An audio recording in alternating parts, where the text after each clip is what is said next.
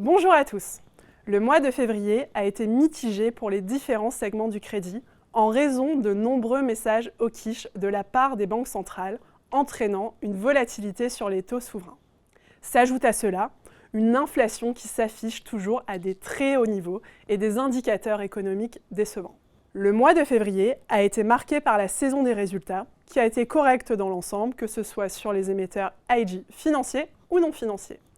Le marché primaire a continué à être actif, avec une demande toujours au rendez-vous. Les primaires d'émetteurs plus high beta mettaient en évidence l'ampleur de la demande pour des noms avec des spreads plus larges, les investisseurs anticipant toujours plus de compression.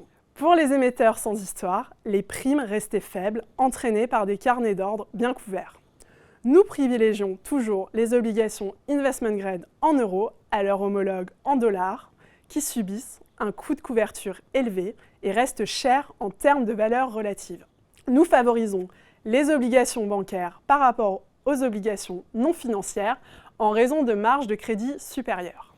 Le marché des dettes subordonnées a été plus faible au mois de février en raison de la tension sur les taux et cela pourrait perdurer au mois de mars en lien avec un contexte macroéconomique moins positif.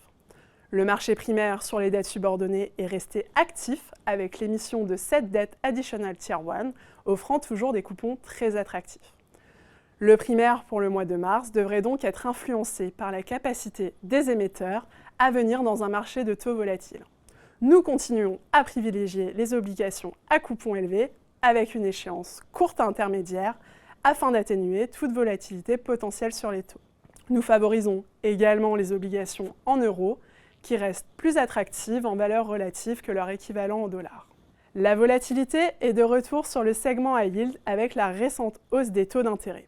En Europe, les spreads de crédit sont globalement stables et surperforment les spreads du marché high yield US, marché qui a fortement souffert de flux de rachat d'ETF dernièrement.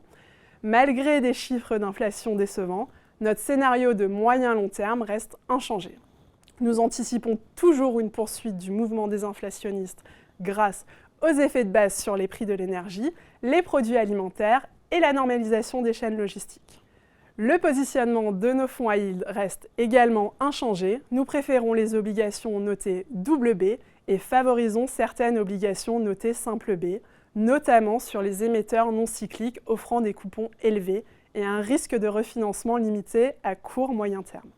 En conclusion, nous pensons que les segments du marché du crédit pourront être influencés par la volatilité sur les taux souverains en raison d'un contexte macroéconomique moins favorable. Merci pour votre attention.